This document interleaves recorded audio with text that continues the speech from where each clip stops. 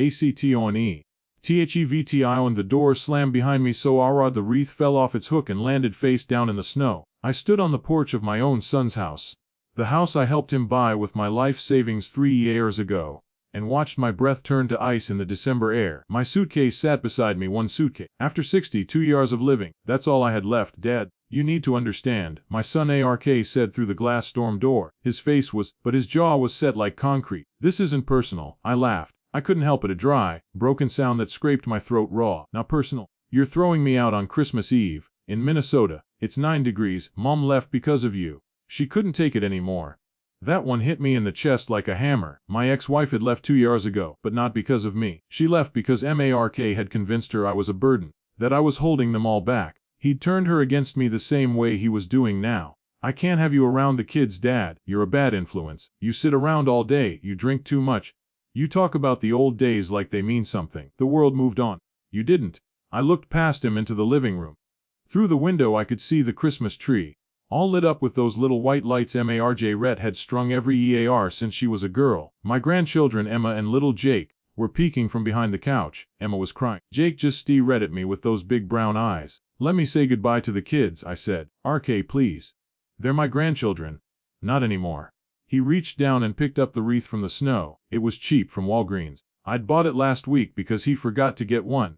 You don't get to be PA rod of their lives when you can't even contribute to this household. You're a freeloader, Dad. Apa recite, the word hung in the air between us. PA recite, I built this country. I built bridges and highways and schools. My hands had calluses so deep they never went away. Even now, after 10 years of retirement, I'd worked 50-hour weeks for 40 years. I raised him alone after his mother had that breakdown when he was 6. I sent him to college. I sacrificed everything. And now I was a P receipt. I'm your father, no. You're a man who happened to donate sperm 40 years ago. That doesn't make you a father. A father supports his family. What have you given us? I opened my mouth to answer, but nothing came out. What could I say? He knew what I'd given. He just didn't see A anymore. Get off my property before I call the police. Call them, I said. Let them see what kind of man throws his father out on Christmas Eve. He opened the storm door just wide enough to shove my suitcase toward me. It tumbled down the steps and landed in the snow. Merry Christmas, Dad. The door closed. The lock clicked. I stood there for a long time, maybe 10 minutes, maybe an hour. I don't know. The cold stopped being cold after a while. It turned into something else. A numbness that spread from my fingers all the way through my chest. Eventually I picked up my suitcase. I walked to my truck, Ford FWB, rusted to hell but still running, and put the suitcase in the bed. My hands were shaking as I tried to fit the key in the ignition. I couldn't stop thinking about Emma's face. The TRs, she was 8 years old. She didn't understand what was happening. All she saw was her grandpa getting thrown out like garbage. And 6 years old. He'd been asking me to teach him how to fish all summer. I promised I would. I had a rod and reel in my rage back at the house, Raka's house. I kept forgetting it wasn't my home anymore. The engine turned over on the third try. I pulled out of the driveway and drove to the Walmart parking lot. That's where I spent Christmas Eve, in a truck in a Walmart parking lot, watching people walk in and out with their last-minute shopping bags. Some kids came out and stay-rotted setting off firecrackers in the lot. Just those little poppers, nothing dangerous, but it stay-rolled me. I was half asleep. I knocked my head on the window and felt something warm trickle down my forehead. I didn't even have a rag to wipe it. I found an old shirt in my suitcase and pressed it against the cut. The blood soaked through in seconds. I just sat there bleeding, watching the kids laugh and run around. They were having the time of their lives. I cried. I hadn't cried since my own father died 20 years ago, but I cried that night. I sobbed in my truck like a child while the world celebrated around me. When the sun came up on Christmas morning, I drove to the diner, the old one on Cedar Street, the one where I used to take Mark when he was little for pancakes after his little league games. I had $17 in my wallet. I ordered a cup of coffee. The waitress, a kid named Tam, asked me if I wanted anything to eat. I said, I drank that coffee for 4 hours. I just sat there nursing it, trying to remember when things went wrong. I kept coming back to the same answer. They went wrong when Mark ried Eleanor. She was the one who convinced him he deserved more, that he should surround himself with people his level. And a retired construction foreman didn't make the cut. Somewhere around noon, a patrol CR pulled into the lot. I watched it through the window. I wasn't worried. I hadn't done anything wrong. But the officer got out and walked toward the diner. He was a big man, maybe 50, with a graying mustache and a calm way of moving. He pushed open the door and looked around until his eyes landed on me. Mr. Risen, he said. I nodded. Could I speak with you outside? My hey started going. What now? Had MRK called them? Was he pressing charges for trespassing or something? Am I in trouble? I asked. Sir, not at all. It's a sensitive matter. Better to talk in private. I followed him out. The cold air hit me again, but it didn't feel as bad as it had the night before. Maybe I was just getting used to it. The officer introduced himself as Sergeant Baker. He told me to wait by my truck while he made a call on his radio. I watched his lips move but couldn't hear what he said. 5 minutes later, 3 more CARs pulled into the lot. One was a state police cruiser, one was a black, and one was a news van. I thought I was dreaming. I must have been asleep in my truck, frozen to, and this was some crazy hallucination. Risen, Sergeant Baker said. I need you to stay calm. We're here to help you. Help me with what? My voice cracked. I don't understand. He walked me over to the black sedan. A man in a suit got out. He had a briefcase with him and a folder. A rock US. Off Tion. Arthur Risen, the man asked. My name is Charles Whitmore. I'm with the National PARC Service. We've been looking for you for 6 months. Behind him, a woman got out of the state police CAR. She was carrying a glossy map. She unfurled it on the hood of the sedan. Risen, she said. Do you recognize this bridge? I looked down at the map. My hands started shaking again, but not from the cold. It was the old Route Schutze Bridge. The one I'd worked on fresh out of high school. My first job as a structural steel worker, back in Etienne-Bachardou. I'd been 19 years old, skinny as a rail but strong. I could ride beams and welded joints and watched the men above me bolt everything together. I run more on that bridge than I ever run in school. Yes, I helped build it, Sir Whitmore said. His voice, that bridge is being designated a National Historic Civil Engineering Landmark. It's been preserved exactly as it was built, and we discovered, through some old payroll records, that you were responsible for a design modification that saved the project during construction.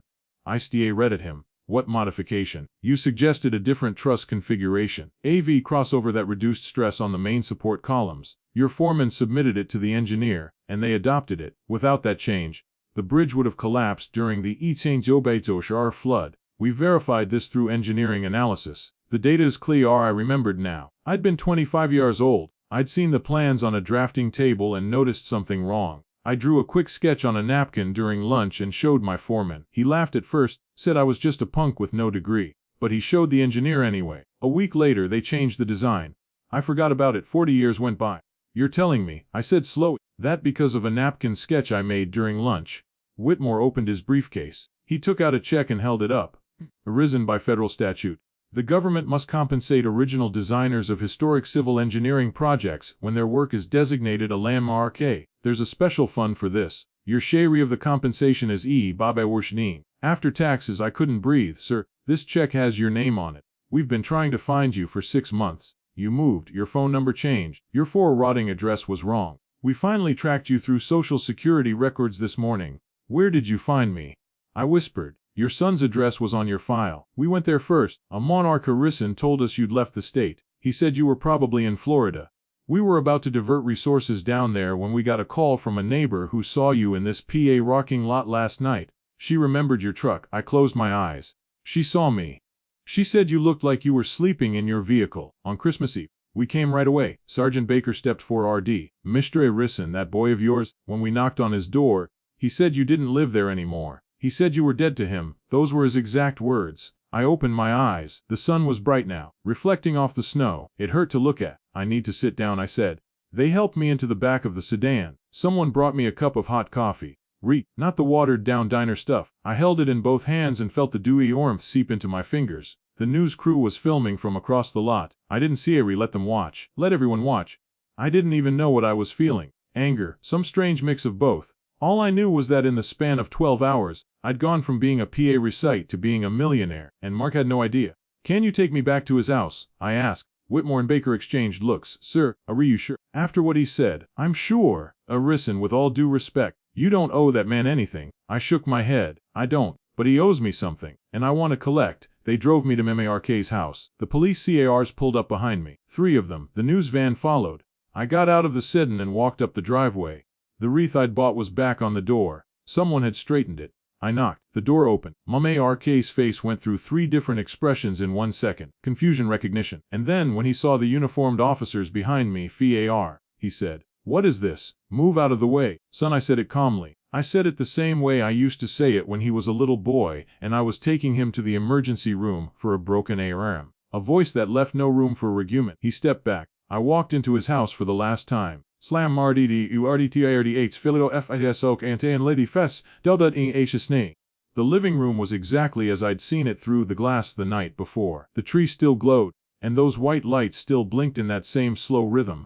But now the room was filled with people who had no business being there. Emma was still crying. She was sitting on the floor with her arms wrapped around her knees, and her mother Eleanor stood beside her with a frozen look of horror on her face. Jake was nowhere to be seen, probably hiding in his room. Good, he didn't need to see this. Mark was trying to regain control of the situation.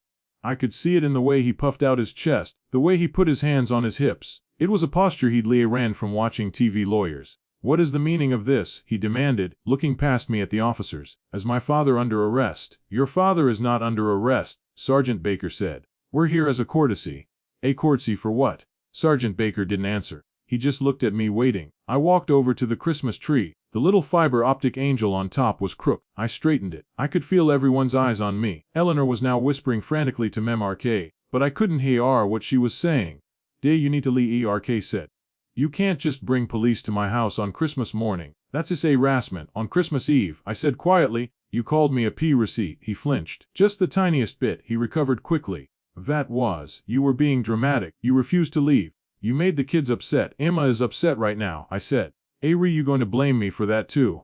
He opened his mouth, closed it, then opened it again. What do you want from me? I wanted a chance to say goodbye to my grandchildren before you threw me out, but you wouldn't let me. You were too busy making sure I knew exactly how worthless I was. Eleanor stepped forward. Her voice was like ice. You've been a burden to this family for years. Mark has been too kind to tell you. But since you've brought the police here to humiliate him. Mom. Sergeant Baker interrupted. Nobody is being humiliated. Your father-in-law is here to settle a matter. That's all. Settle a what? Mark's voice pitched up. What Matt? What's going on? I reached into my coat pocket and pulled out the check. The one that had been pressed against my chest for the entire ride back. I held it up, but I kept the writing facing me. Before I came here, I said, I was sitting in a truck, in a warm parking lot, bleeding from a cut on my forehead because I rolled myself awake. You know what I was thinking about?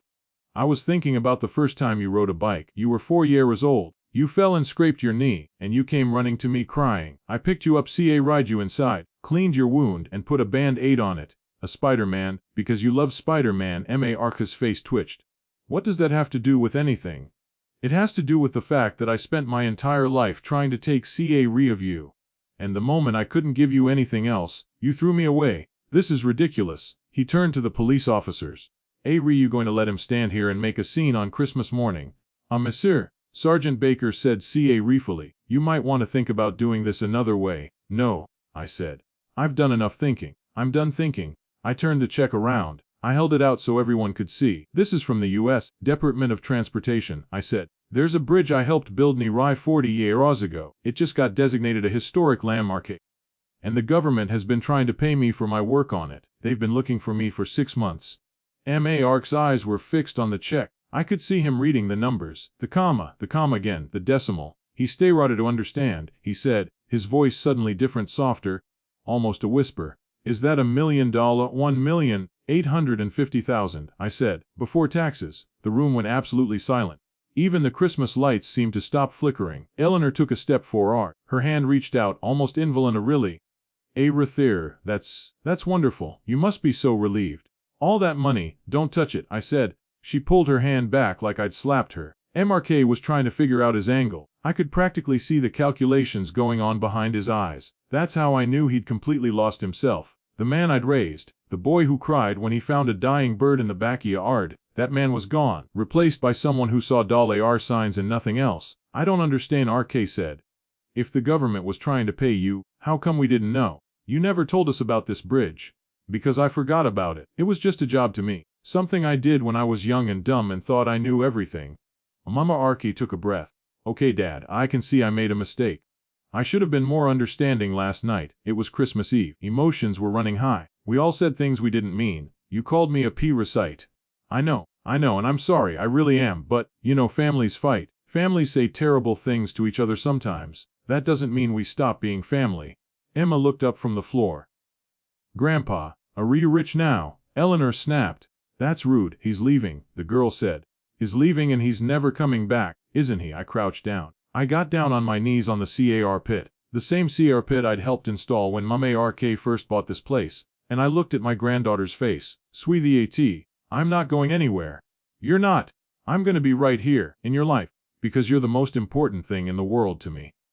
She threw her arms around my neck and squeezed. May Arkley read his throat. I think we should talk, in private, just you and me. There's nothing to talk about.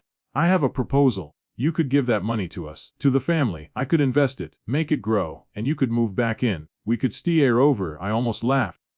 You told me I was dead to you. I didn't mean it. You know I didn't mean it. I was being a jury ARK. You didn't just say words. You locked the door. You watched me drive away. You told the police I was in Florida. You tried to make me disappear. ARK's face was desperate now. I could see the panic creeping in. Date. Come on, think about this. You're 62 years old. You're not going to live forever. Don't you want to spend your final years with your grandchildren? With me. I'm your only son, your mother, I said. She left because of you. You told her I was a burden, and she believed you. She left me alone. MARK. She left me with nothing. I can fix that. I can talk to her. No, you can't. Because you don't know how to fix anything. You only know how to take. He looked down at his feet. I noticed he was wearing the house slippers I'd given him last Father's Day. Nice leather ones from the mall. He'd been so happy to get them. I'm going to give you a choice, I said. And this is the only one you're going to get. Anything, he said. Anything, Dad. Tell me the truth. Right now in front of everyone. Why did you really throw me out?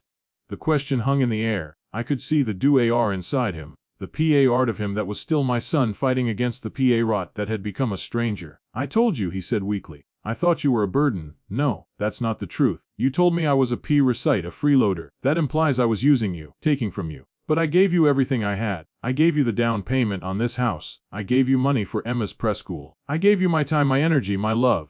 And you threw me out because I was a burden. That doesn't make sense. So tell me the real reason. Moir looked at Eleanor. She gave him a small, almost imperceptible shake of her head. Eleanor wants you to stay quiet, I said.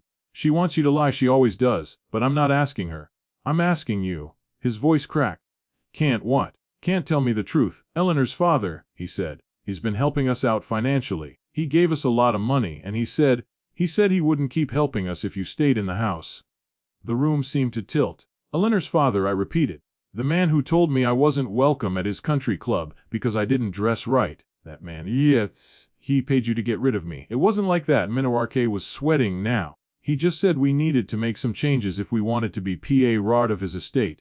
And you were the one thing that didn't fit. He said you were bringing down our image.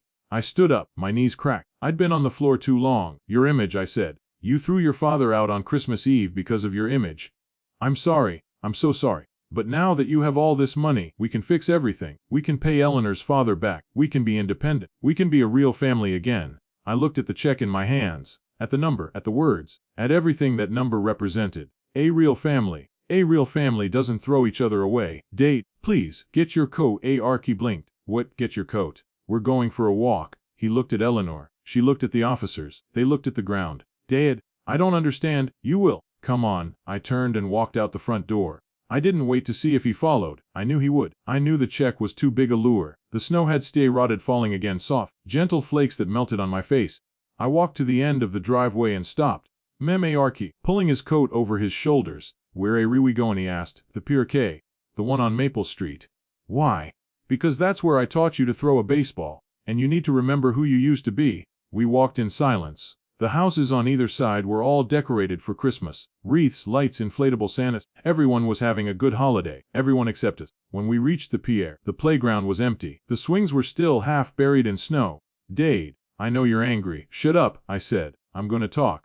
You're going to listen. He shut his mouth. I built this country, I said. Not me alone, but men like me. We built the highways, the schools, the hospitals. We worked with our hands, and we bled, and we died young. I watched a man fall from a bridge, the one I built. And I watched him die on the ground because his Uranus failed. I was 22 years old. I saw his wife at the funeral. She had 3 children. The youngest was a baby. That man gave everything, and his family got nothing. Ark was staring at me. I never told you that story, I said, because I didn't want you to be scared. I wanted you to be proud of what I did, but I should have told you.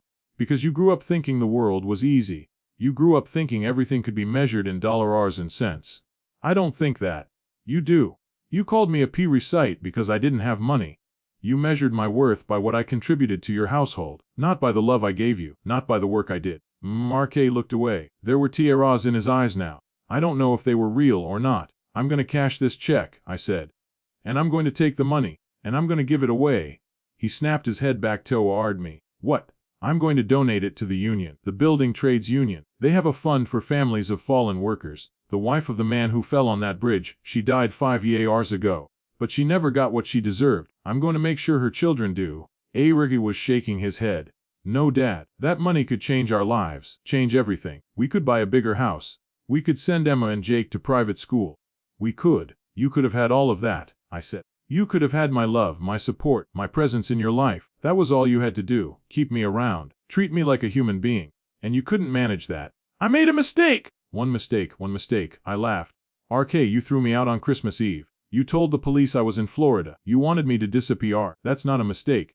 That's a choice. He dropped to his knees in the snow. I'm begging you, don't do this. I looked down at my son, the boy I'd raised, the boy I'd loved more than anything in the world. I said, you look pathetic. I said, get up. He stood. His face was blotchy from crying. I'm going to make you a promise, I said. You will never see me again. You won't see me at the PAO. You won't see me at the school. You won't see me at the grocery store. I'm going to disappear for real this time, but not because I'm dead, because I'm choosing to leave, just like you chose to throw me out. Dade. No, Emma and Jake, I said. But I can't be in their lives if you're in their lives, because you're poisonous, Mirke. You've become everything I raised you not to be, and I can't watch you poison them too. That's not fair. Life's not fair, I said. The man who fell off that bridge taught me that. The government paying me 40 years late taught me that. And now you're teaching me that too. I turned and walked away. I heard him calling after me, Dad, please, I'm sorry, I'll change. I'll do anything, but I kept walking.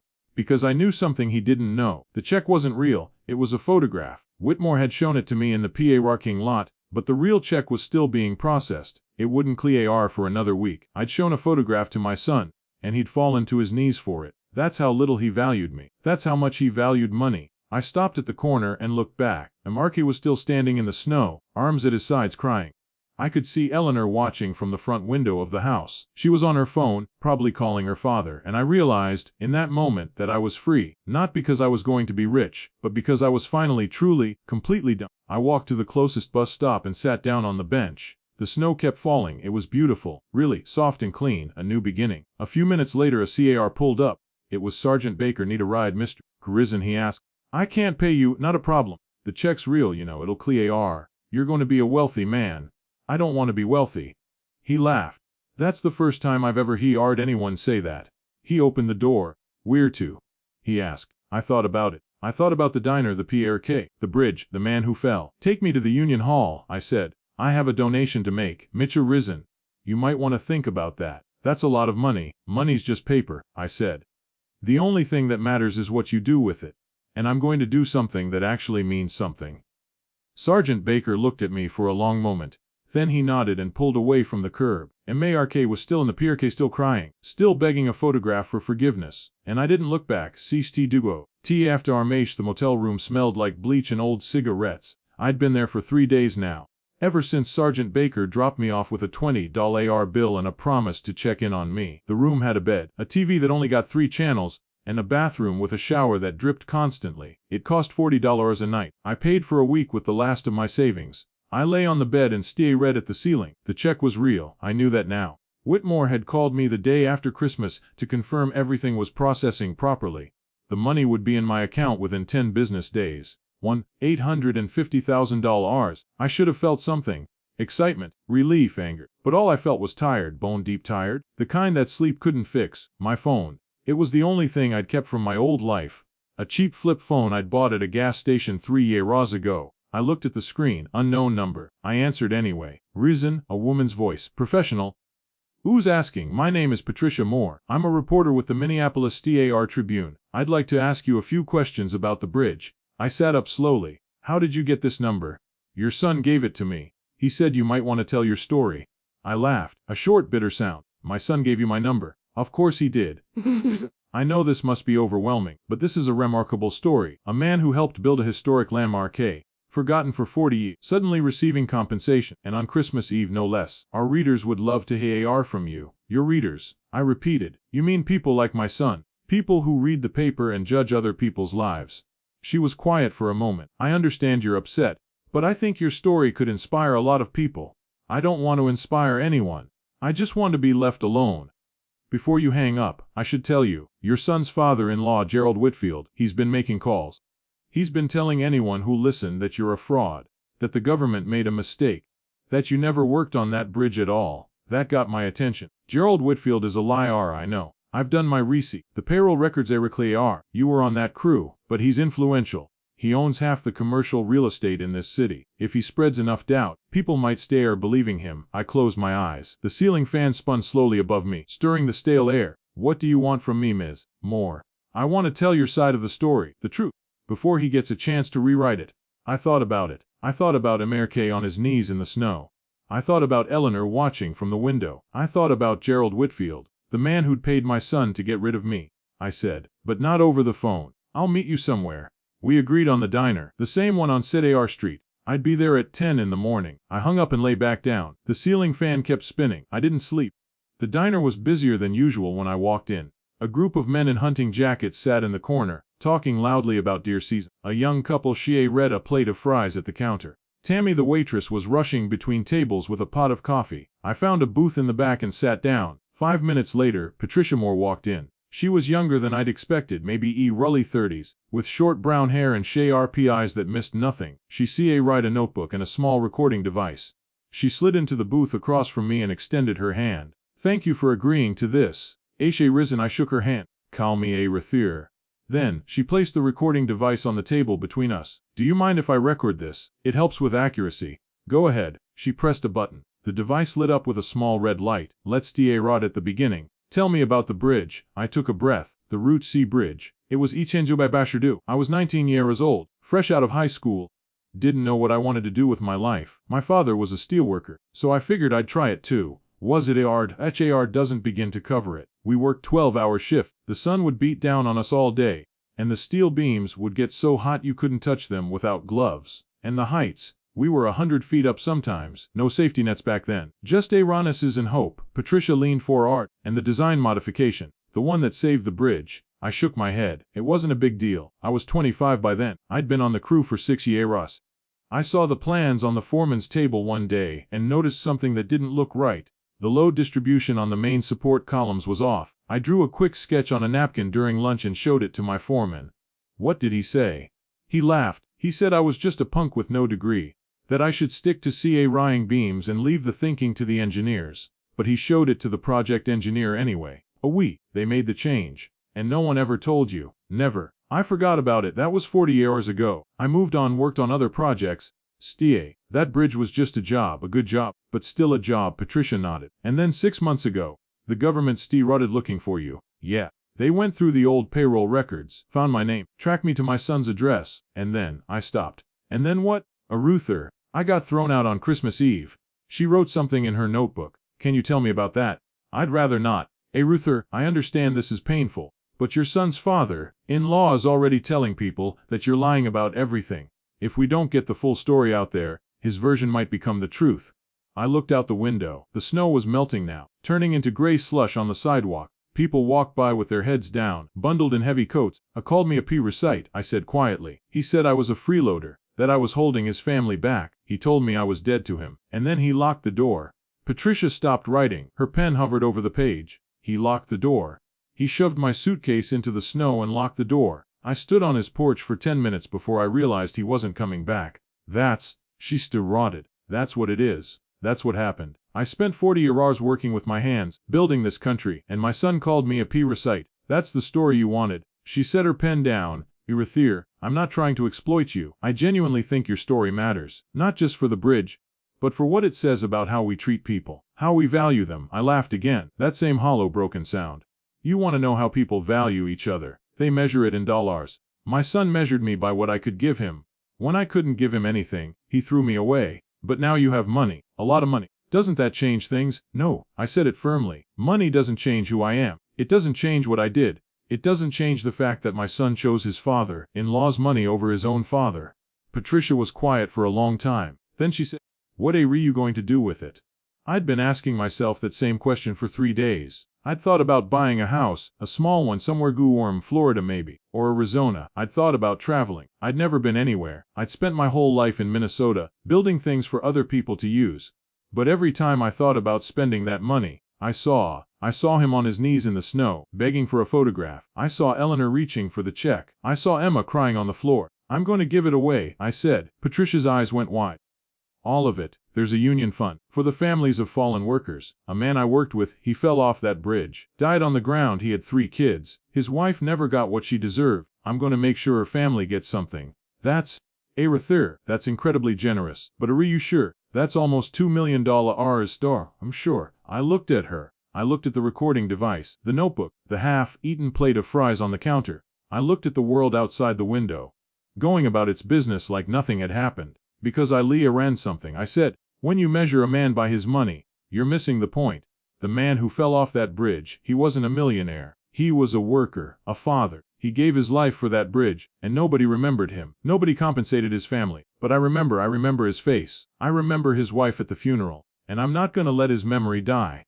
Patricia clicked off the recorder. She sat back in the booth and stared at me. I don't know what to say, she said. You don't have to say anything. Just write the truth. That's all I ask. The article came out 3 days later. It was on the front page of the Star Tribune. Above the fold, the headline read, "The Bridge Builder, a Christmas Eve Betrayal and $1 million Revenge." I didn't buy a copy. I didn't need to. People started calling me. The motel phone rang off the hook. Reporters from other papers, from TV stations, from radio show. Everyone wanted a piece of me. I stopped answering. But I couldn't stop the world from reacting. People were talking about me, about Marquet, about Gerald Whitfield. The story went viral. As the young people say, it was on Facebook, Twitter, every local news channel. A woman from California called to say I was a hero. A man from Texas sent a check for $100 just to help. I didn't want to be a hero. I didn't want help. I just wanted to be left alone. But the world had other plans. On the 4th day I got another call. This time it was MRK, he said. His voice sounded strange, hollow. I know you don't want to talk to me, but I need you to listen. I didn't hang up. I don't know why. Maybe some part of me still hope. I'm at the hospital, he said. My stomach dropped. What happened? Eleanor's father. He had a heart attack last night. They're not sure if he's going to make it. I didn't say anything. Are you there? I'm here. Look, I know you don't owe me anything. I know I don't deserve your help, but I'm scared. I'm really scared. I'm losing everything. My wife, my kids, my house, and now Gerald might die. I don't know what to do, I said slowly. What do you want me to do? I don't know. I didn't know who else to call. That broke something in me. Not the anger, not the bitterness. Something else. Something I thought I'd buried on Christmas Eve. I'll be there in an hour, I said. I hung up before he could respond. The hospital was a big building on the north side of town. I'd driven past it 1,000 times but never gone inside. I parked my truck in the visitor's lot and walked through the automatic doors. The smell hit me first, sterile. The smell of sickness and disinfectant and waiting. Mark was sitting in a plastic chair in the waiting room. He looked like he hadn't slept in days. His clothes were rumpled. His eyes were red. When he saw me, he stood up and walked over. Dade, he said, his voice cracked. Thank you for coming. Don't thank me yet. Tell me what happened. He sat down heavily. It happened at his house. He was getting ready for bed, and he just collapsed. Eleanor found him. She called Jube Yushiyi. They got him here in time, but they said the damage was extensive. He's in the ICU. Does Eleanor know I'm here? No, I didn't tell her. I didn't think she'd want to see you. That was the first honest thing he'd said in a long time. MRK, sit down, I said. Really talk to me. Not the version you think I want to hear. The truth. He put his face in his hands. For a moment, I thought he was going to cry again. But he didn't. He just sat there, breathing slowly. I'm in trouble, he said. Big trouble. What kind of trouble? I'm drowning in debt. Credit cards, everything. Eleanor's father helped us out at first, but it was never enough. We kept spending. We bought things we couldn't afford. And when the money ran out, he started making demands. What demands? He wanted me to cut ties with you. He said you were a liability, a symbol of everything he hated, working class values, manual labor. He said if I wanted to be part of his world, I couldn't have anything to do with you. And you agreed. I agreed.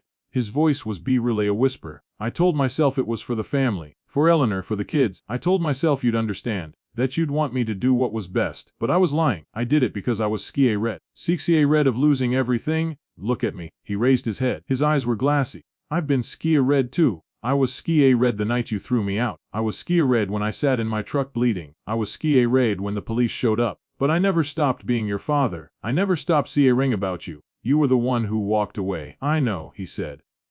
I know, and I hate myself for it. Hating yourself doesn't fix anything. What matters is what you do now. What can I do? I have nothing, no money, no house. Eleanor won't even let me see the kids. She says I'm a bad influence. I looked at him. Really looked. He was broken, yes, but he was still my son, and maybe, just maybe, that meant something. What about Eleanor's father? I asked.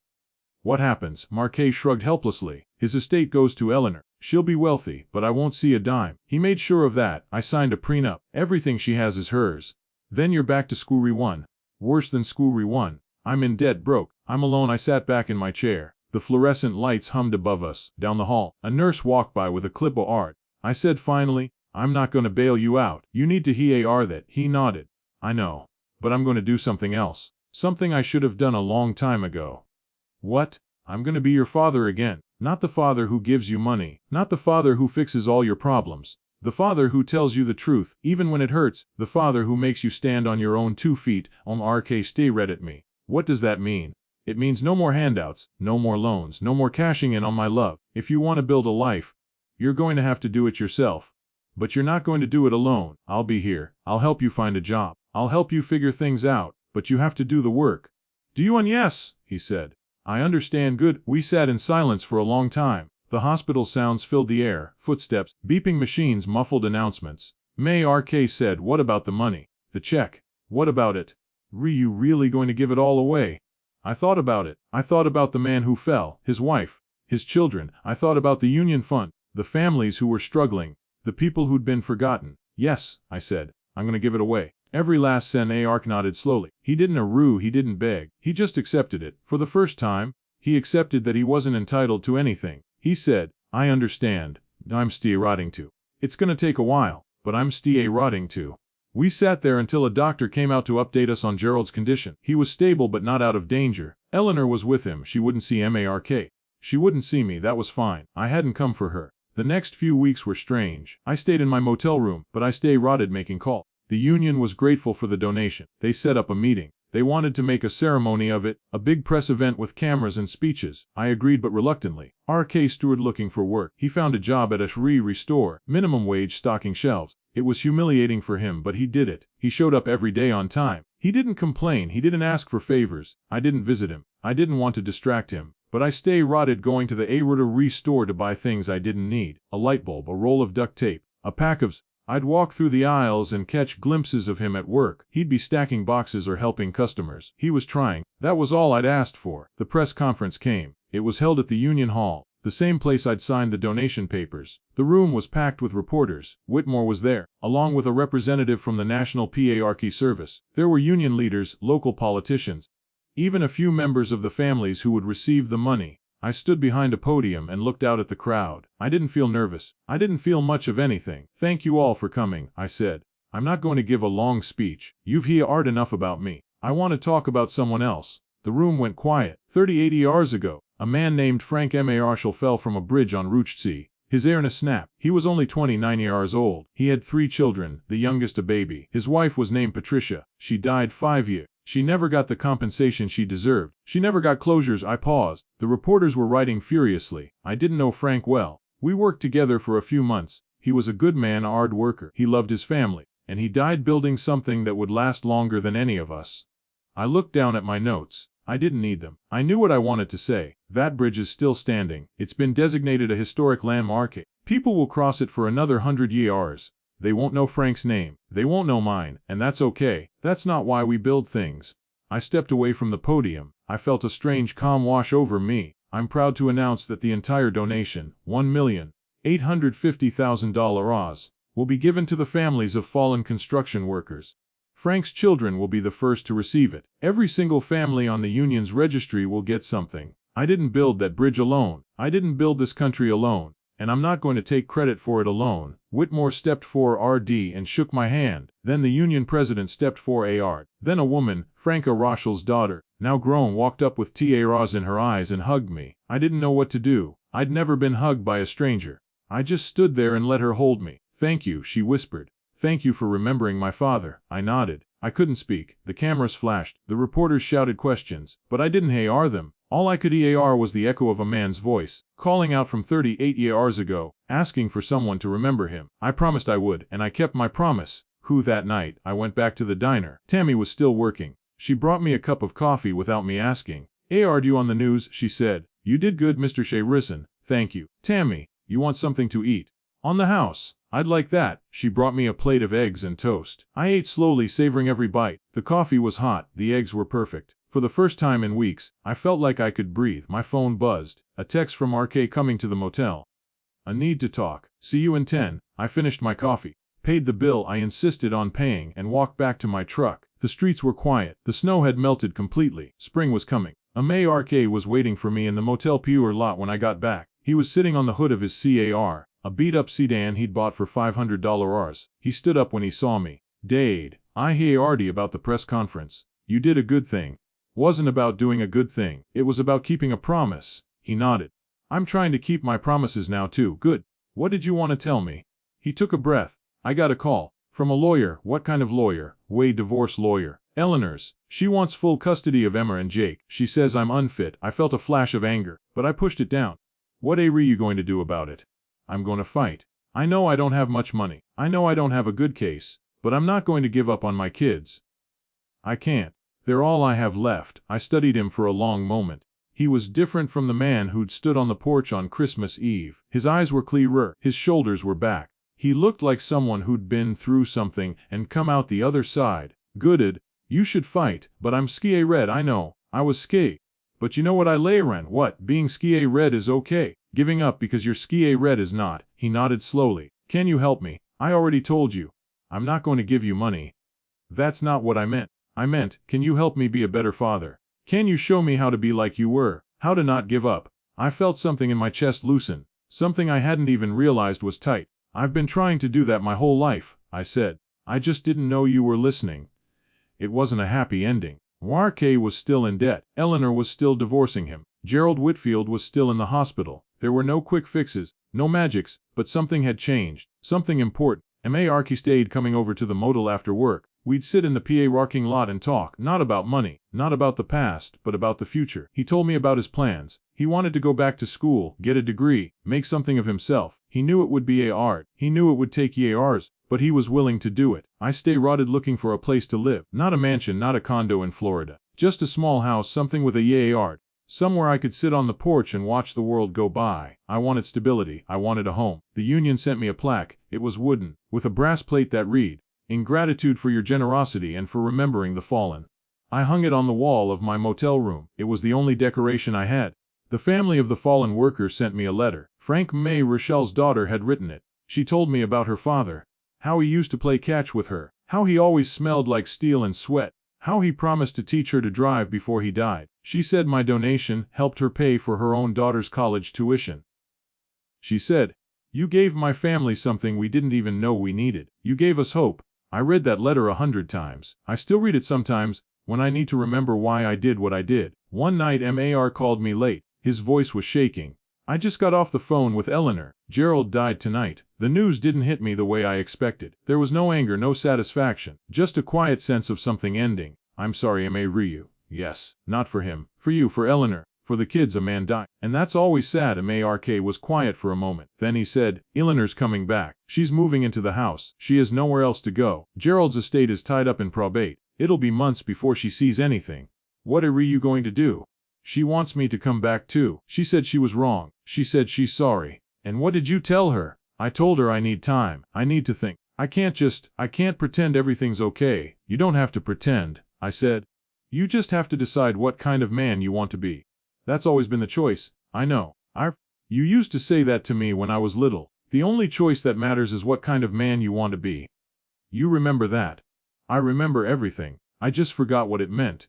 We talked for another hour, about Eleanor, about the kids, about his job at the Riri store, about the future. When we hung up, I sat in the dark and thought about everything that had happened. The cold, the snow, the sound of a door slamming shut, and then the sound of a door opening again. I realized something that night, something I hadn't understood before. MRK hadn't changed because of the money. He hadn't changed because of the press conference or the article or the hospital. He'd changed because he'd hit rock bottom. He'd lost everything, and in losing everything, he'd found himself again. That's what it takes sometimes. Losing everything to figure out what matters. The money was gone. Every last dollar had been donated. I had nothing left in my bank account except the change from my coffee at the diner, but I felt richer than I'd ever felt in my life. Arak was rebuilding slowly, painfully, but rebuilding. He was seeing his kids again. Eleanor had relaxed her stance, thanks to the divorce lawyer's advice. He was working hard, saving money, planning for the future, and me, I was running to live again, to trust again, to hope again. I found a small house on the edge of town. It needed work, the roof leaked, the windows were drafty, the porch was crooked, but it was mine. I paid cash for it with the last of my savings. It wasn't much, but it was enough. I spent my days fixing it up, replacing shingles, caulking windows, straightening the porch. It felt good to work with my hands again, to build something, to make something new. Memar came by. He'd bring the kids, and we'd work together on the house. Emma helped me paint the kitchen. Jake helped me plant flowers in the front yard. They laughed, and they played, and they made the house feel alive. One evening, MRK and I sat on the porch and watched the sun go down. Dade, I've been thinking. About what? About everything. About what I did, about what I lost, about what I've still got. And what have you figured out? He turned to look at me. The orange light of the sunset made his face look older. Weezer, I figured out that I was wrong, he said. About everything, about you, about what matters. I was so busy chasing money and status and approval that I forgot what actually matters. You were right, family is what matters, love is what matters, and I threw it all away for nothing. Not nothing, I said. You threw it away for a lesson, and lessons cost something. They always do. Was it worth it? I thought about it. The night in the truck, the blood on my forehead, the cold, the loneliness, and then the bridge, the check, the press conference, the letter from Frank Marshall's daughter.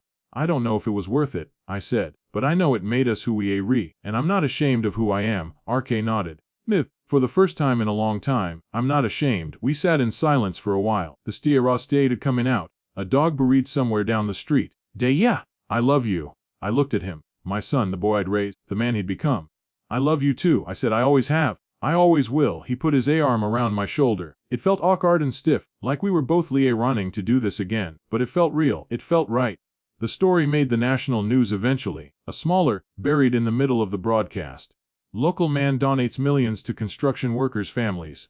They showed a picture of the bridge, a picture of me at the press conference, and a brief interview with Patricia Moore. I didn't watch it. I didn't need to. I knew what I'd done, and I knew why I'd done it, but the phone calls kept coming. People from all over the country reached out. Some wanted to thank me. Some wanted to tell their own stories. Some just wanted to talk. I answered as many as I could. I didn't have a secret awry. I didn't have an assistant. I just had my old flip phone and a lot of time. One call stood out. It came from a man in California. He was old. Like me, his voice was raspy and weak. Arisen, he said. My name is Richard. I used to work on that bridge. I was a riveter on the same crew. I sat up straight. You worked on Route Schutze, 12-hour shifts, 6 days. I was there the day Frank fell. My heart started pounding. You saw it happen. I saw it. I'll never forget it. He was just over there, working on the south span, when his awareness gave way. He didn't even have time to scream. The man's voice broke. He just fell and we couldn't do anything. We just watched. I closed my eyes. I could see it, the steel beam, the renaissance, the fall. Mr. Richard said, I saw your story on the news.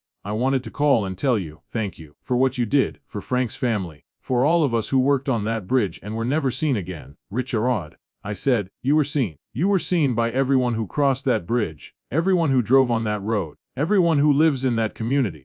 You built that bridge with your hands, and it's still standing. That's what matters. He was quiet for a long time. Then he said, I think I needed to hear that.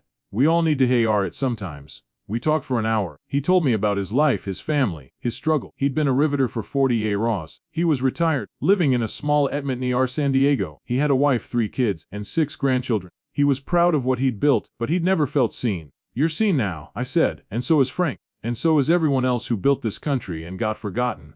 Richard cried. I could hear it in his voice. Thank you, he said. Thank you so much.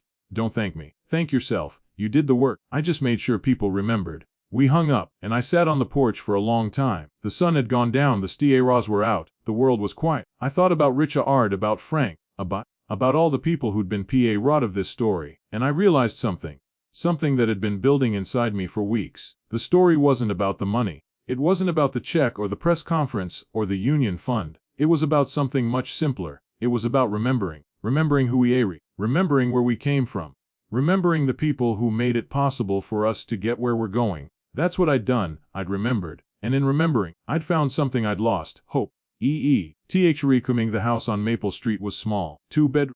A kitchen that hadn't been updated since the 70s. and a porch that leaned so far to the left it made you dizzy just standing on it. But it was mine. I'd paid cash for it with what was left of my savings, and I'd spent the last month fixing it up. That was how I spent my days now. Hammering, sawing, painting. The work felt good. It felt on it. My hands remembered what to do even when my mind was still trying to figure out who I was supposed to be now. The money was gone. Every last cent had been donated to the union fund. I had $300 in my checking account and a pantry full of canned goods. It wasn't much, but it was enough. I'd lived on less before. R came by on set. He'd bring Emma and Jake, and we'd work on the house together. The kids loved it. Emma helped me paint the kitchen. She was meticulous, brushing each stroke with intense concentration. Jake helped me plant flowers in the front yard, though most of them ended up dying because he watered them too much. I'm teaching them to work, RK said one afternoon. We were sitting on the porch, watching the kids chase each other through the grass. I want them to know what it feels like to build something with their own hands. That's good, I said. That's what I tried to teach you. He looked down at his hands. They were soft, the hands of someone who'd spent most of his life behind a desk. I didn't listen. You're listening now. That's what matters. He nodded slowly. Dade, I've been thinking about something. About what? About Eleanor, about the divorce, about the kids. I waited. I knew he needed to talk. He'd been CA-ing something heavy for weeks. I don't want to lose them, he said. I've already lost so much, my job, my house. But the kids, I can't lose the kids. You won't, I said. Not if you fight for them. Eleanor's lawyer is good. She's going to argue that I'm unstable, that I can't provide for them, that I'm a bad influence. And what are you going to argue? He looked at me. His eyes were tired, but there was something solid behind them. Something that hadn't been there before.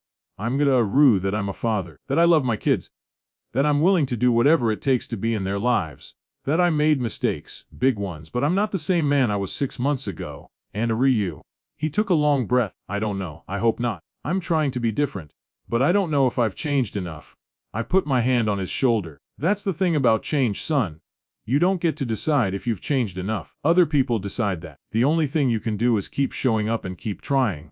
He looked at me. Is that what you did? After Mom left, after your mother left, I showed up every day for you, for your school, for your baseball games. Even when I didn't want to, even when I was so tired I couldn't stand, I showed up. That's what fathers do. He was quiet for a long moment. Then he said, I want to be that kind of father. Then be that kind of father. It's not complicated. It's just AR laughed, a real laugh, the first one I'd heard from him in months. Yeah, it's really good. That means you're doing it right. The divorce hearing was scheduled for a Tuesday in May. He'd been nervous for weeks, really sleeping, really eating. I tried to help him prepare, but there wasn't much to prepare. The case was simple. Eleanor wanted full custody. Ark wanted joint custody. The judge would decide. I went with him to the courthouse. I sat in the gallery behind him, watching as Eleanor walked in with her lawyer. She looked different from the woman I remembered. Feyroder, she really glanced at Ing. The hearing lasted 3 hours. Eleanor's lawyer argued that MRK was a poor role model, that he'd been financially irresponsible, that he'd shown a pattern of poor judgment. They brought up the Christmas Eve incident. They painted a picture of a man who had no business raising children. RK's lawyer did her best. She argued that MRK had changed, that he'd found steady employment, that he'd repaired his relationship with his father. She called me to the stand. The lawyer said, Can you tell the court about your relationship with your son? I looked at MRK. He was staring at the table, his hands clenched in his lap. MRK and I had a difficult year, I said. He made some mistakes, he hurt me deeply. But he's been working hard to make things right. He's been coming to my house every weekend, helping me fix it up. He's been spending time with his kids. He's been trying. And in your opinion, is he a fit father? I thought about it. I thought about the night he'd thrown me out. I thought about the words he'd said. Receipt freeloader, dead to me. And then I thought about the other nights. The nights he'd come to the motel and talk to me for hours. The weekends he'd spent with Emma and Jake, teaching them how to plant flowers, how to paint walls, how to fix things. The way he looked at them, like they were the most precious things in the world. Yes, I said, I think he's a fit father. He's not perfect, he's made mistakes. But he loves his children more than anything, and he's willing to do whatever it takes to be rid of their lives. Eleanor's lawyer objected. The judge overruled. I stepped down from the stand. The judge made her ruling an hour later. Joint custody. RK would have the kids on weekends, holidays, and 2 months in the summer. It wasn't perfect. It wasn't what MRK had wanted, but it was enough. I waited for him in the hallway. When he walked out, his eyes were red. She almost won, he said. If you hadn't testified, don't think about that, I said. You have your kids. That's all that matters. He hugged me. Right there in the hallway. in front of everyone. I was surprised. We hadn't hugged in years, but I hugged him back. Thank you, Dad, he said. Don't thank me. Thank yourself. You're the one who showed up, too. Summer came. Mayor started bringing the kids to the house every Saturday, just like he'd promised. We'd work on projects together, fixing the roof, repainting the fence, building a treehouse in the backyard. The kids loved it. Jake was obsessed with the treehouse. Emma kept asking when we could put in a J-rod in. The house rotted to feel like a home again, not because of the improvements, but because of the noise, the laughter, the chaos of children running through the halls. One Saturday, Mayor pulled me aside. I've been thinking about something. You're always thinking about something, I said. That's your problem. He laughed. I know, but this is important. What is it? Eleanor called me last night. She wants to meet, to talk about the kids, to talk about us. I set down my hammer. What do you think? I think she's lonely. Gerald's estate is still tied up in probate. She doesn't have the money she thought she'd have. Her father's gone. Her friends have mostly abandoned her. She's alone. And you feel sorry for her, no? I don't feel sorry for her, but I feel, I don't know, something. We were married for 10 years. We built a life together. I don't want to throw that away if there's a chance we could fix it. I looked at him. He was different from the man who'd stood on the porch on Christmas Eve. He was softer, more thoughtful, more willing to see things from someone else's perspective. I said, I can't tell you what to do. You have to figure that out for yourself. But I can tell you this, forgiveness isn't weakness. It's not a free pass. It's not pretending nothing happened. It's choosing to move forward instead of staying stuck. Do you forgive Eleanor? I thought about it. I thought about the cold, the snow, the door slamming shut. I don't know, I said. I'm still working on it, but I'm not angry anymore. That's a steer, he nodded slowly. I think I'm going to meet her. Just to talk. Just to see if there's anything left. That's a good idea, I said. Really, even if nothing comes of it, at least you'll know you tried. And that's worth something. He went to meet her the following weekend. I didn't ask for details. I didn't want to know. Whatever happened, it was between them. But when he came back to the house, he looked different, lighter. Like a weight had been lifted from his shoulders. How did it go? I asked. We talked, he said, for a long time. About everything, about Gerald, about the money, about the kids, about what we did to each other. And I don't know. She's not the same person she was. She's been through a lot. She's lost her father. She's lost her friends. She's lost the life she thought she'd have. She's skie, just like I was skie red. You gonna get back together? He shook his head. I don't think so, not right away. We need to figure out who we are now. But I told her I wasn't going to fight her anymore. I told her I wanted us to be good parents to the kids, even if we couldn't be good partners to each other. That sounds like growth, I said. It sounds like pain, he said, but maybe pain is growth. Maybe that's the whole point. I didn't have an answer for that, so I just nodded and handed him a paintbrush. Come on, I said. There's a fence that needs painting. He took the brush and smiled. Thanks, Dad. The weeks went by. The house got fixed up, the garden grew, the kids came and went, and the house filled with their noise and their laughter. It was exactly the life I'd wanted when I was young and building bridges and dreaming of the future. Was doing well. The restore had promoted him to assistant manager. He was making enough money to support himself, to pay down his debts, to start thinking about the future. He'd even started taking classes at the community college at night. Business management, he said when I asked about it. I figure if I'm going to build a life, I might as well learn how to do it right. I was proud of him. I didn't say it. I didn't need to. He could see it in my eyes. But the past has a way of catching up with you. It was a Sunday in July, hot and humid. The kind of day that made you want to sit in the shade and do nothing. I was on the porch, drinking a glass of lemonade, when a car pulled up in front of the house. It was a black sedan, expensive, the kind of car Gerald Whitfield used to drive. The door opened and Eleanor stepped out. She looked different from the last time I'd seen her. She was thinner, her face drawn, her eyes. She walked up the path slowly, like she wasn't sure if she was welcome. Rather. Can I sit? I nodded. She sat down on the porch swing next to me. For a long time neither of us spoke. I don't expect you to welcome me, she said finally. I know what I did. I know what I allowed to happen. I know I was part of what happened on Christmas Eve. I didn't say anything. I just waited. RK told me about the house, she said. About what you're doing here. About how you've been helping him. I wanted to come see it for myself. There it is, I said. It's not much. It's everything, she said. You have a home. You have your son. You have your grandchildren. You have everything I threw away. She was crying now, but unmistakably. Eleanor, I said, why are you here? I don't know. I thought maybe I wanted to apologize for everything, for the way I treated you, for the way I let Gerald treat you, for the way I turned RK against you. I was so wrong. I looked at her. She looked broken, lonely, lost. You're not the only one who was wrong, I said. Room K. I was wrong for letting it get that far. We all made mistakes, but I made the worst ones. I was the one who convinced MRK he needed to be ashamed of you. I was the one who thought your working class roots were something to hide. I was the one who saw you as a burden instead of a father. I shook my head. You didn't do that alone. MARK chose to listen, Gerald chose to push, and I chose to let it happen. We're all responsible. She wiped her eyes. I don't know how to fix it. I don't know if I can. Maybe you can't, I said. Maybe you just have to live with it. But living with it doesn't mean letting it destroy you. You have to move forward. You have to learn from it. That's the only thing you can do. I want to be better, she said. For the kids, for MA, for myself, then be better. It's not complicated. It's just smiled as she smiled a small, fragile. RK said you'd say something like that. RK says a lot of things, I said. He gets it from me. She laughed. A real laugh surprising both of us. She said, I don't expect you to forgive me. I don't expect anything. But I wanted you to know I see you now. I see who you really are. And I'm sorry it took me so long. I didn't forgive her. Not then, maybe not ever. But I felt something shift inside me. Something that had been frozen for a long time. Thank you, I said. That means something. She stayed for an hour. We talked about the kids, about Mayar, about the future. It was awkward and painful and strange, but it was honest. That was the first time she'd been honest with me in all the years I'd known her. When she left, I sat on the porch and watched her drive away. The sun was setting, casting long shadows across the yay. My phone buzzed. It was Mary. She came to see you, he asked. Yeah, she just left. What did she say? She apologized. She said she was wrong. She said she sees me now. Dade, I don't know what it means, I said, but it's something. He was quiet for a moment. Then he said, she told me she was going to see you. I didn't stop her. I figured you deserved to hear it from her directly. You were right.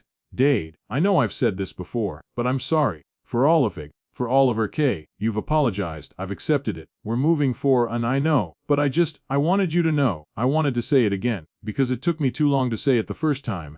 I hear you, son. And I appreciate it. We talked for a little while longer. About the kids, about the Errata restore. About the classes he was taking. When we hung up, I sat in the DARK and thought about the last 6 months. Everything that had happened. Everything I'd lost. Everything I'd found. And I realized something.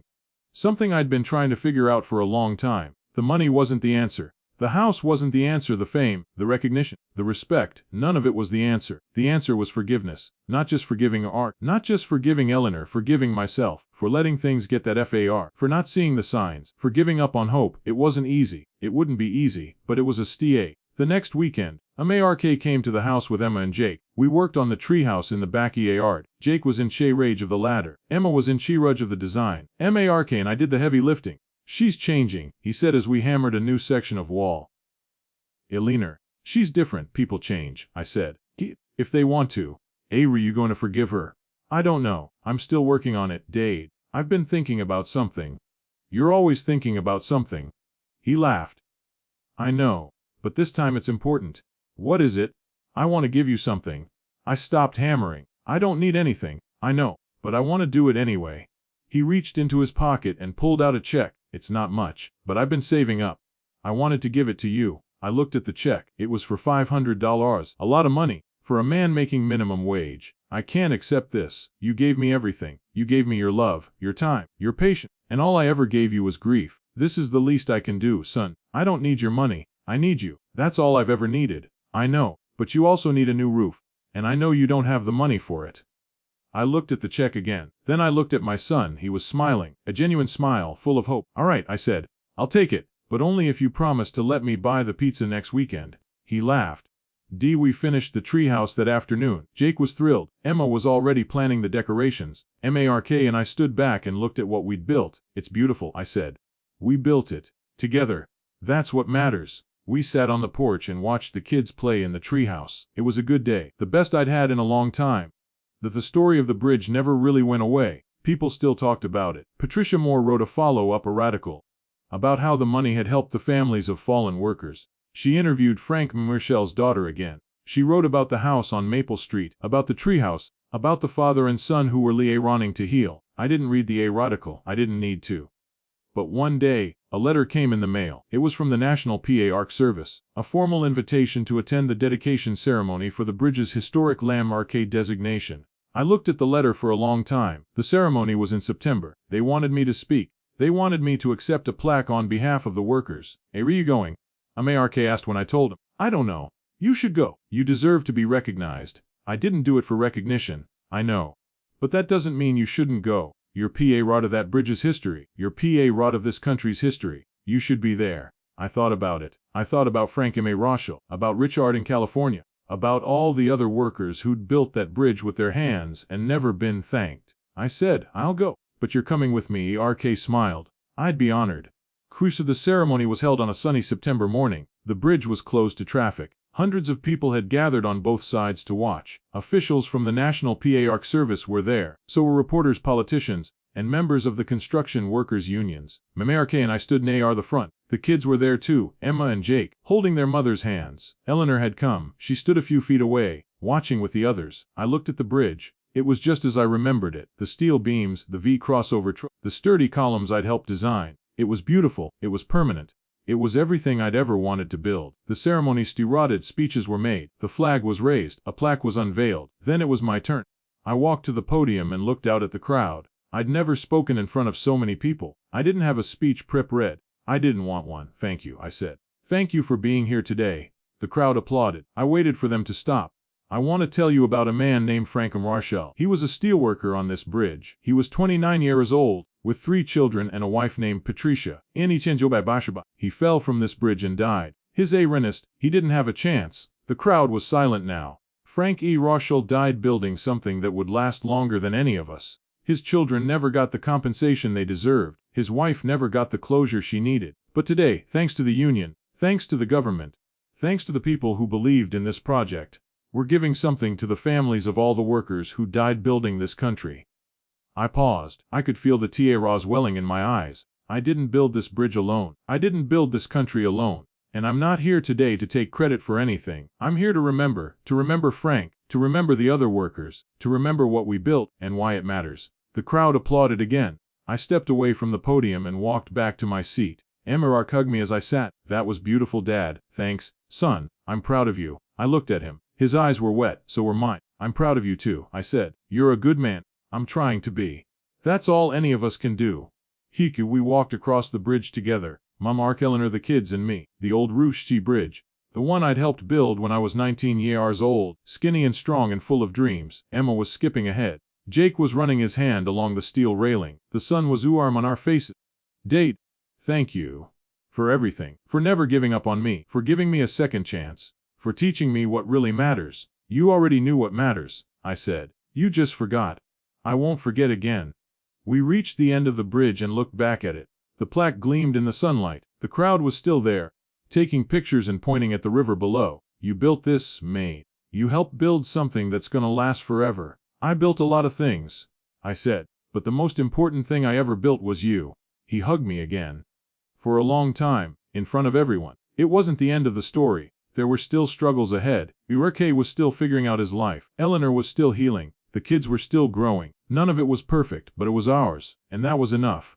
That night, Mark and I sat on the porch of the house on Maple Street. The kids were asleep inside. Eleanor had gone home. It was just us. Dade, I have something to tell you. What is it? I'm going back to school, full-time. I'm going to get my degree, and then I'm going to open my own business. Restore, a place where people can go to get the things they need to build their own lives. That's a great idea, I said. I couldn't have done it without you. Sure you could have. You just needed to believe in yourself. He laughed. I ran that from you. We sat in the DARK and watched the stars come out. It was a clear night. Millions of stars scattered across the sky like tiny lights on a Christmas tree. He said again, yeah, I love you too, son. He put his arm around my shoulder. This time it wasn't awkward. It was natural. It was right. I'm not gonna let anything come between us again, he said. Not money, not Eleanor's father, not anything. You're my father. You're the most important person in the world to me. I'm not going anywhere, I said. I'll be here as long as you need me. Forever, forever. We sat on the porch until long after the stars had risen, and I thought about the bridge, about Franke, about all the workers who'd built this country with their hands and their sweat and their blood. They'd been forgotten, but I hadn't forgotten them, and now, neither would anyone else. That was the legacy, not the money, not the plaque, not the recognition. The legacy was remembering, and remembering was everything. The next morning, I walked to the diner on Cedar Street. Tammy was still working there. She brought me my coffee without asking. Just like always. Mishte risen, she said. I saw you on the news again, the bridge ceremony. You looked good up there. Thanks. You're a hero. You know that. I shook my head. I'm not a hero. I'm just a man who built things. Well, that's what heroes do. They build things. They make things better. They leave the world better than they found it. I looked at her. She was young, maybe 25, with a lifetime ahead of her. I hoped she'd find her own way to build something worth building. I said, "Can I ask you something?" "Sure. What do you want to build?" She laughed. "That's a big question. Answer it anyway."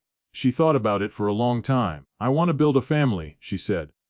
"The kind where people take care of each other. The kind where no one gets thrown out on Christmas Eve." "That's a good thing to build," I said. "Yeah, I think so too." I finished my coffee and left her a $5 tip. It was all the cash I had, but she deserved it. As I walked back to the house on Maple Street, I thought about the bridge one last time. The steel beams, the V crossover, the river below. I'd built a lot of things in my life, but the most important thing I'd ever built was a home, and it was still standing. ACFUR. The rebuild of the house on Maple Street was finished. Every nail hammered, every boyard painted, every crack sealed. I stood in the backyard and looked at the treehouse Mark and I had built together. It was sturdy, crooked in a few places. The kids had already claimed it as their headquarters. I felt a strange sense of completion. Not happiness exactly, more like peace. The kind that comes after a long storm, when the sky clears and you realize you've survived. The money was gone, the fame had faded, the reporters had moved on to other stories. But I was still here, standing in my own watching my grandchildren play. It was enough. Mark came by that afternoon. He was dressed differently now, khakis and a polo shirt, not the expensive suits he used to wear. He looked comfortable. He looked like himself. He said, "I need to talk to you about something." Again, I smiled. "You're always talking," he laughed. "I know, but this is important." We sat on the porch. The afternoon sun was the kids were laughing in the treehouse. "Eleanor and I have been talking," he said. "Really talking, not fighting, not blaming each other, just talking. And we've decided to try again. Not to get back together, not right away, but to start over, as people who care about each other." I nodded slowly. "That's a big step." "It is, but it feels right. We've both changed, we've both made mistakes, but we both want what's best for the kids, and that means running to get along." "Do you love her?" He was quiet for a moment. "I don't know, I think I do. But I don't know if I'm in love with her." "That's different, isn't it?" "Very different. I want to find out. I want to see if there's something still there. But I'm not going to rush it. I'm not going to make the same mistakes again." "That sounds like growth," I said. "It sounds like FAR," he said. "But maybe FAR is just growth in disguise." I looked at him. He was different from the man who'd stood on the porch on Christmas Eve. He was softer, more thoughtful, more willing to be vulnerable. He'd been through something, and it had changed him. "I'm proud of you," I said. He looked surprised. Really? You've come a long way." "Thanks, Dad. That means a lot." The weeks passed. Mark and Eleanor started spending more time together. They took the kids to the park, to the zoo, to the movies. They didn't rush. They didn't force anything. They just let things happen naturally. I watched from a distance. I didn't interfere, it wasn't my place. But one evening, Eleanor came to the house. "Ruther," she said. I nodded. We sat on the porch. "I know I don't deserve your kindness," she said, "after everything I did, after everything I allowed to happen. But I wanted to thank you." "For what?" "For not giving up on Mark, for being there for him, for helping him become the man he is now." "He did that himself," I said. "I just showed up. That's what matters," she said. "Showing up, you taught him that. And now he's teaching me." I didn't say anything. I just waited. "I'm sorry," she said. "For everything. For Christmas Eve. For the way I treated you. For the way I let my father treat you. I was wrong." "You've said that before." "I know, and I mean it. But I also know that words aren't enough. I need to show you. Show you that I've changed." "Show me how." "I'm going to be a better mother, a better person. I'm going to stop putting money and status before the people I love. I'm going to stop letting FAR control me." I looked at her. She was crying quietly but unmistakably. I said, "I don't know if I can forgive you. Not yet, but I can try. That's all I ask." We sat in silence for a long time. The sun went down, the stars came out. "Ruther," she said finally, "can I ask you something?" "Sure." "What made you change? What made you able to forgive Murray, after everything he did?" I thought about it. "He showed up," I said. "He kept showing up, even when it was even when I pushed him away. He didn't give up." That's what forgiveness is. It's not forgetting. It's not pretending nothing happened. It's seeing that someone is trying, and giving them a chance. "That's beautiful," she said. "It's just the truth." The next week, Mamar came to the house with news. He was beaming, like a kid on Christmas morning. "Dad." "Got what?" "The loan. The small business loan. I'm gonna open my own Aradi store." The bank approved it. I hugged him. "That's great, son. That's really great." There's a space for rent on Sid AR Street, right next to the diner. It's small, but it's perfect. I'm going to call it A Reasons HRA after me, after us, he said. It's a family business. That's what I want it to be.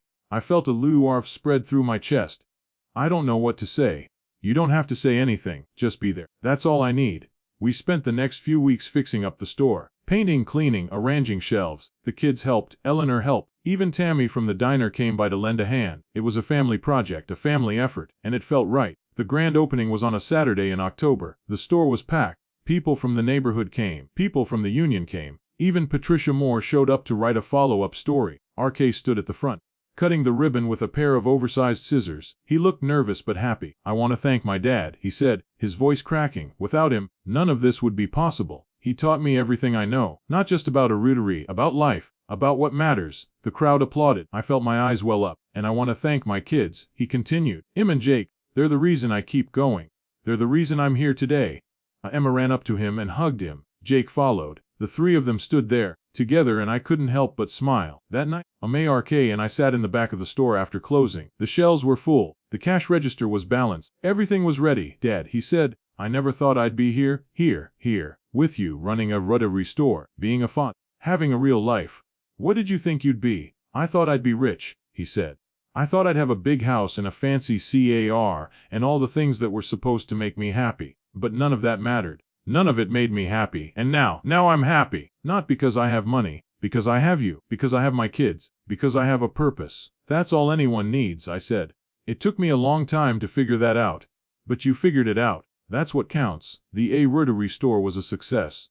Was a knack. He knew how to talk to customers, how to solve problems, how to make people feel welcome. It was the same skill he'd never used when he was working behind a desk, trying to climb the corporate ladder. You're good at this, I told him one afternoon. I'll run from the best, he said. You taught me how to work with my hands, how to fix things, how to build things. I just forgot for a while. You didn't forget. You just got distracted, he laughed. Yeah, I got distracted, but I'm back now. We worked together that day, stacking boxes and organizing shelves. It was simple work, but it felt meaningful. It felt like building something real. The holidays came again. AAR had passed since that night on the porch, the night ARK had thrown me out. I thought about it sometimes, but I didn't dwell on it. The past was the past. The present was what mattered. ARK invited me to his house for Christmas dinner. The same house where he'd locked the door and left me in the snow. Are you sure? I asked. Yes, he said. I want you there. The kids want you there. Eleanor wants you there. How is Eleanor? She's good. She's different. We're not together, not officially, but we're working on it.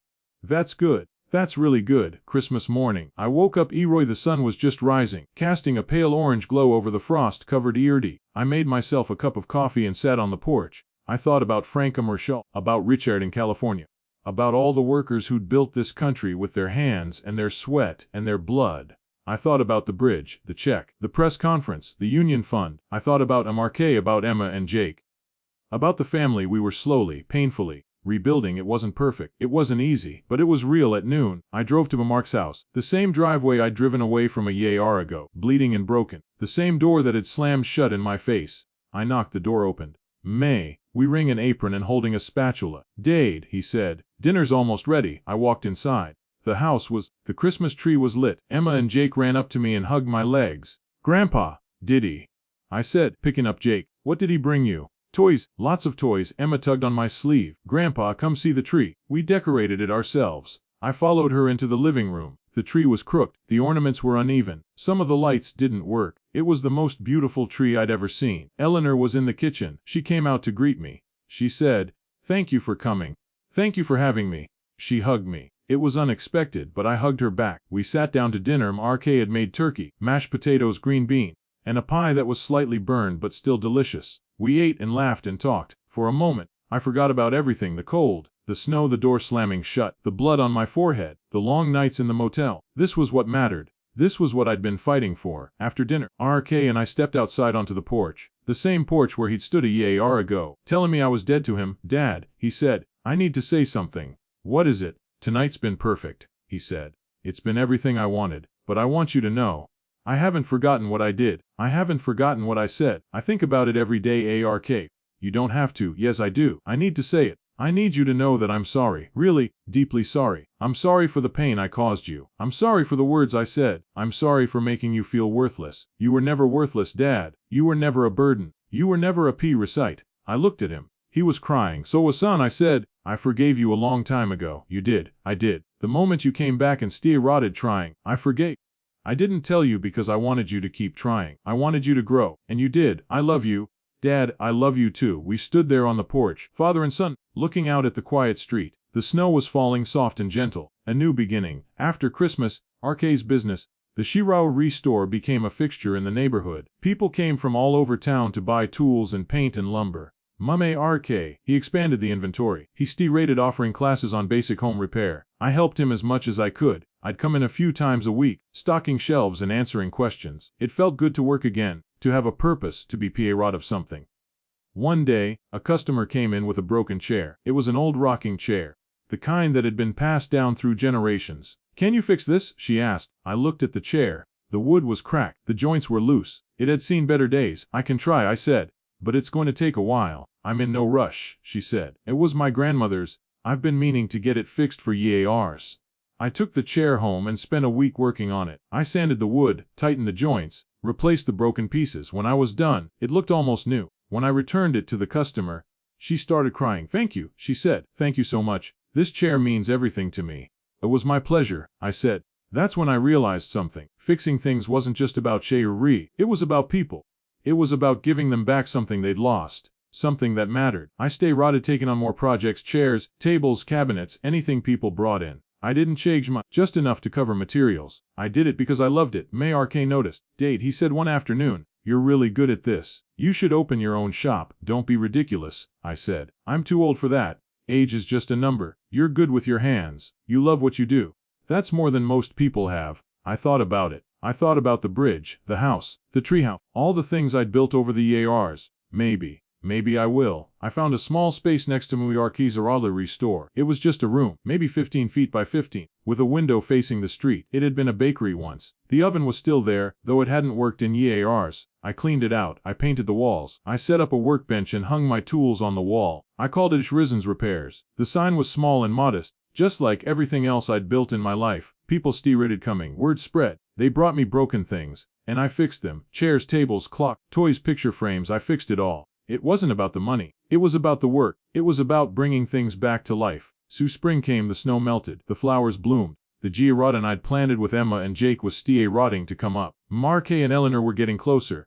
They weren't together officially, but they were spending more time together. They'd even started talking about maybe getting Rem ride someday. I don't know, Mummy RK said when I asked him about it. We're taking it slow.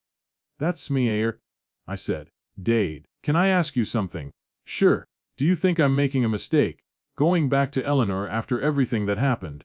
I thought about it. I thought about the past year, about everything we'd all been through. I said, I don't think you're making a mistake. I think you're giving yourself a chance. That's all anyone can do. He smiled. Thanks, Dad. Don't thank me. Just keep showing up. That's all I've ever asked. As summer arrived, the days were long and hot. I spent most of my time in the repair shop, fixing things. RK came by after work, and we'd sit on the curb outside and talk. One evening a man walked up to us. He was older, maybe 70, with a weathered face and a limp. Excuse me, he said. You Arthur Arison, I said. We talked on the phone a while back. I worked on the bridge with you.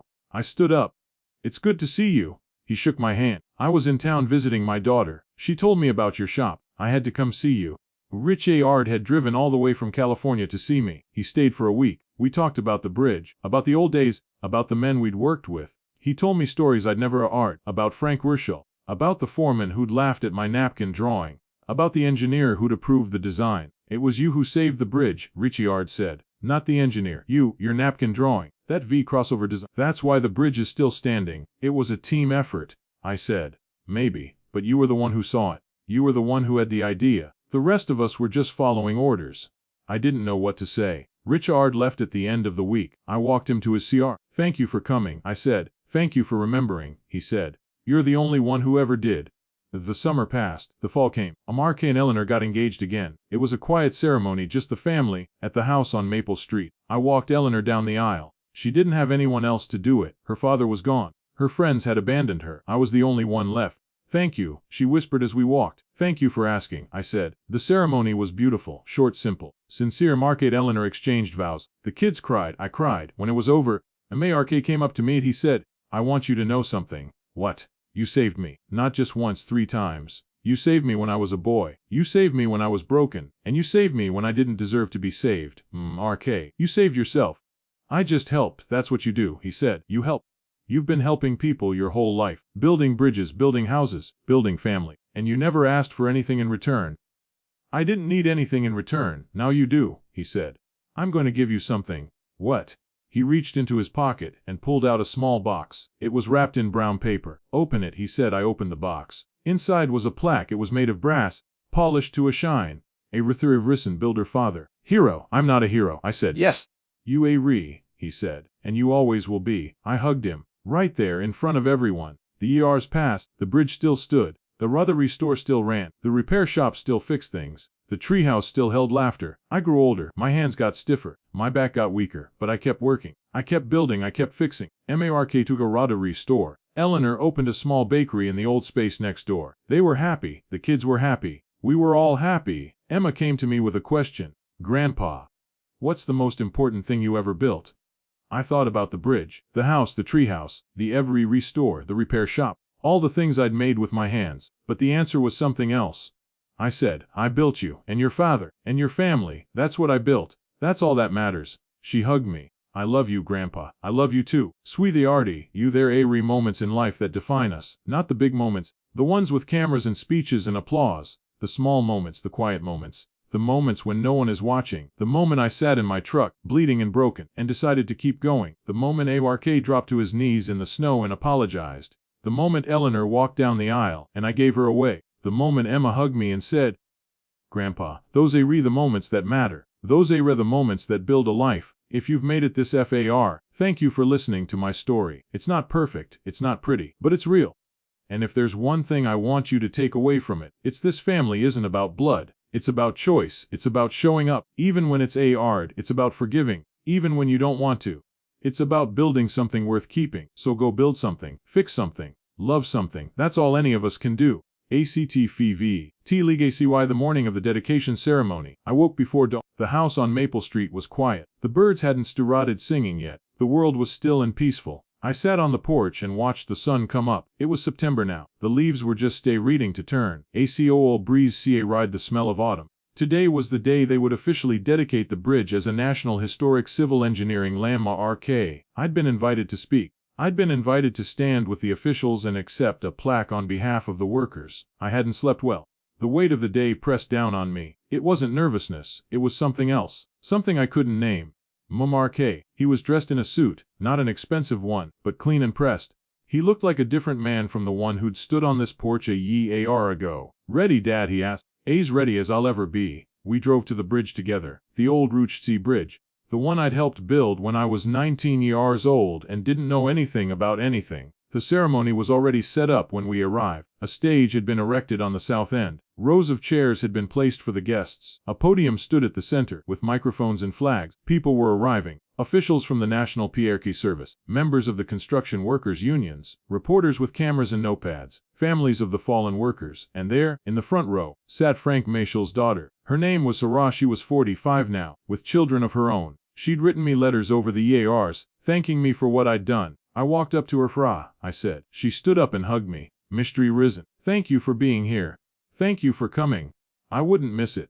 My father would have wanted to be here, and since he can't, I'm here for him. I nodded. He was a good man. He worked hard. He loved his family, and he died doing what he loved. That's all any of us can ask for. We sat down together as the ceremony began. The speeches st. Officials talked about the bridge's history, its engineering significance, its place in American history. They talked about the workers who'd built it, the sacrifices they'd made, the legacy they'd left behind. And then it was my turn.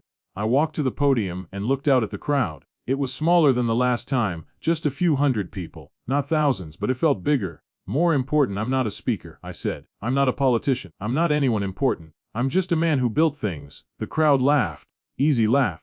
I want to tell you about a man named Frank Mayshall. He was a steelworker on this bridge. He was 29 years old. He had 3 children, and one day, his harness failed, and he fell, and he died. Paused. The crowd was, I worked with Frank for a few months. I didn't know him well, he kept to himself, but I remember one thing. He used to talk about his kids. He had a daughter named Sarah, and he used to tell everyone about her. How smart she was. How proud he was of her. Sarah was crying now, but unmistakably. Frank died building this bridge, I continued. He died building something that would outlast all of us, and when he died he was forgotten. His name was lost. His family got nothing. But today, we're here to remember him. To remember all the workers who built this bridge. To remember that their labor, their sacrifice, their lives, they mattered. I stepped away from the podium. I didn't need a speech. I'd said what I needed to say. The crowd applauded. Sarah stood up and hugged me again, and for a moment, I felt like I'd done something right. After the ceremony, Mark and I walked across the bridge, the same walk we'd taken a year ago, when I'd shown him the check and he'd dropped to his knees in the snow. But this time, everything was different. He said, "I've been thinking about something." "You're always thinking," I said. He laughed. "I know, but this time, I think I've figured something out." "What's that?" "I've been spending so much time trying to fix the past, trying to make up for what I did, that I forgot to live in the present. I forgot to just be with you, to enjoy the time we have." "That's a good lesson," I said. "I learned it from you. You've been through so much, but you never stopped living. You never stopped building. You never stopped loving." "That's what I want to be like." "Then be like that," I said. "It's not complicated. It's just." He smiled. "I know. But I'm ready for it." We reached the end of the bridge and turned around. The plaque was gleaming in the sunlight. The crowd was dispersing. "Dad," Mark said, "thank you." "For what?" "For everything. For never giving up on me. For giving me a second chance. For teaching me what really matters." "You already knew what matters," I said. "You just forgot." "I won't forget again." We walked back to the car and drove home. The weeks that followed were quiet. The excitement of the dedication ceremony faded. Life returned to normal, but somehow, everything felt different. Mark and Eleanor were officially back together. They'd renewed their vows in a small ceremony at the house on Maple Street. It wasn't a big deal, not like the first wedding, but it felt right. RK said one evening, "I want to ask you something." "Ask away." "I want you to move in with us." I stared at him. "Move in with us? The house is big enough. The kids would love it, and I want to spend the rest of your life with you." I didn't know what to say. The idea of with Mark, after everything that had happened, it seemed impossible. "Are you sure?" "I'm sure. I've never been more sure of anything." "What about Eleanor?" "She's the one who suggested it. She said, your dad should live with us. He's pa of the family." I felt tears welling in my eyes. "I don't know what to say." "Say yes," he said. "Yes." Moving in was easier than I expected. My stuff didn't take up much room, just a few boxes, some tools, a couple of chairs. The house on Maple Street was sold. I didn't need it anymore. Mark and Eleanor had made a room for me on the ground floor, right next to the kitchen. It had a window that faced the backyard, where I could watch the kids play. It was perfect. The first night, I sat on the porch with Mark and watched the sun go down. He said, "This feels right." "Yeah," I said, "it does. I'm sorry it took me so long." "Don't be sorry. It took both of us a while to get here, but we made it." He put his arm around my shoulder. This time it didn't feel awkward. It felt natural. "I love you too, son." The days turned into weeks. The weeks turned into months. Life settled into a comfortable routine. I helped Mark at the store. I helped Eleanor in the bakery. I helped Emma with her homework and taught Jake how to fish. It was a simple life, but it was a good life. One day Emma came to me with a question. "Grandpa, do you think my dad is a good man?" I looked at her. She was 9 years old now, curious, full of questions. "Your dad," I said, "is one of the best men I know, but he made a lot of mistakes." "He did. Everyone makes mistakes. What matters is what you do after. And he's been working hard to be a better man. That's all any of us can do." She nodded thoughtfully. "I want to be a good person when I grow up." "You already are a good person," I said. "You just have to keep being one." She hugged me. "I love you, Grandpa. I love you too, sweetie RT." The anniversary of that Christmas Eve came around again. A year and a half had passed. The wounds had healed mostly. The memories were still there, but they didn't hurt the same way. Mark and I sat on the porch, just like we'd done a year ago. He said, "I've been thinking about that night."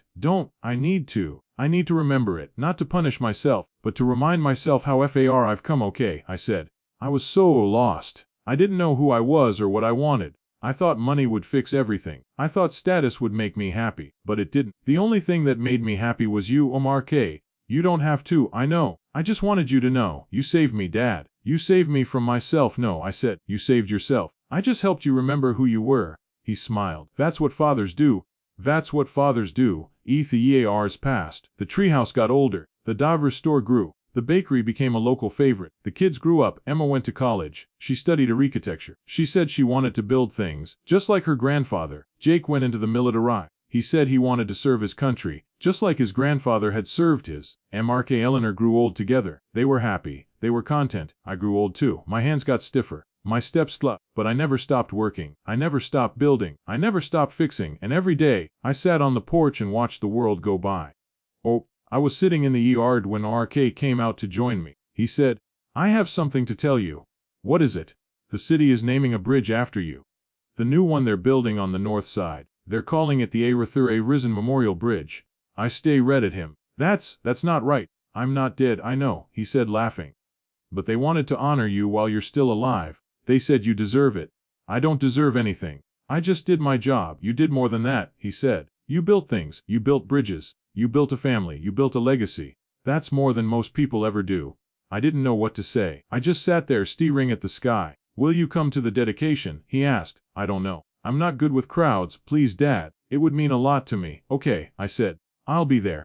The dedication was on a Saturday in June. The bridge was new, modern, sleek, with clean lines and a smooth surface. A far cry from the old steel bridge I'd helped build 40 years ago. People gathered on the north end, officials from the city, members of the construction unions, families and friends, and there, in the front row, sat Mark, Eleanor, Emma, and Jake.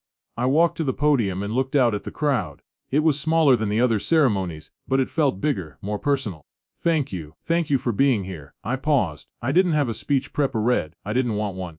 "I've spent my whole life building things," I said. "Bridges, houses, restores. But the most important thing I ever built was a family that stuck together, even when things were art, a family that forgave each other, even when it was art, a family that loved each other, no matter what." I looked at Mark.